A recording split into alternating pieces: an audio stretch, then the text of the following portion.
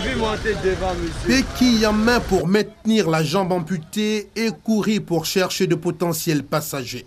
Cette gymnastique fait partie du quotidien de Jean-Noël. Ce jeune handicapé à la vingtaine révolue est convoyeur, mais appelé dans le jargon apprenti de minicar, appelé aussi Gbaka. Il exerce sur la ligne à Djamé-Bingerville depuis plus d'1 an. Mon début, avant d'attraper portière pour être apprenti, il faisait la danse, il était danseur. Il partait à la rue Princesse pour danser dans les maquis. La danse, là, il y avait trop d'escrocs dedans.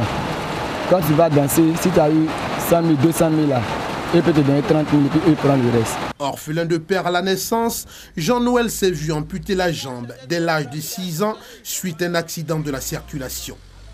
Depuis lors, le jeune homme s'est armé d'un moral d'acier pour faire face aux exigences de la vie.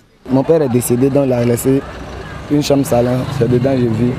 Ma maman n'est pas ici, elle s'est mariée à Beauville, elle est dans un campement là-bas, moi je suis ici. Quand il décide d'embrasser le métier d'apprenti de minicar, son entourage est inquiet à cause de son handicap. Le début, les chauffeurs ne voulaient pas qu'il travaille avec eux, parce qu'ils ne croyaient pas qu'ils pouvaient être apprentis. Même les syndicats ils avaient refusé. Mais après, il y a un voisin qui m'a appris, dit bon, comme tu nous fatigues aujourd'hui, allons travailler ensemble. C'est comme ça, les autres ont vu et puis ont dit bon, laissez-le travailler. Ça m'a donné la chair de poule. Maintenant, après, il a croisé son patron. Son patron m'a dit qu'il travaille bien.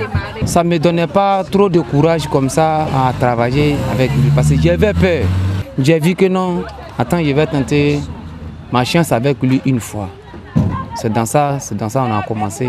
La bravoure de Jean-Noël force son admiration auprès d'un grand nombre de passagers. Quand le chauffeur démarre la voiture, j'ai peur pour lui parce que souvent il file. Il me dit qu'il peut peut-être tomber. Moi, ça me touche parce qu'il y a certaines personnes qui ont tous les membres au complet mais qui ne font pas cet effort-là.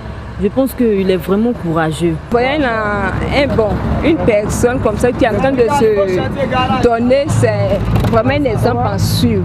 La première fois que je l'ai vu, je me suis demandé comment il fait pour travailler avec cet handicap. Ça m'encourage à travailler encore plus. Parce qu'ils peuvent être handicapés et ne pas travailler. Mais avec le handicap, ils travaillent. Il cherche à gagner sa vie. Dans la vie, il faut lutter.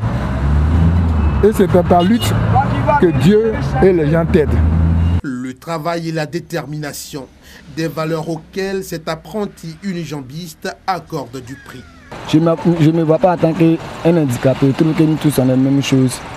On peut se battre malgré ton handicap. Donc, c'est ce que je peux dire à mes collègues, mes frères qui sont comme moi. Ils n'ont qu'à laisser après de mendier, ils n'ont qu'à se donner à la vie. C'est le travail libère. Devenu un jour propriétaire de véhicules de transport afin de sortir ses parents de la pauvreté. Un ardent désir pour Jean-Noël. Et c'est apprenti, je sais qu'il ne faut pas être chauffeur, donc au moins si je garde mon nom, je sais que demain il peut être un joulateur par la grâce de Dieu. Et puis avoir une voiture à mon nom et les gens vont travailler pour, ils vont venir verser l'argent chez moi. Conscient de son handicap, Jean-Noël préfère affronter les péripéties de la vie plutôt que de mendier.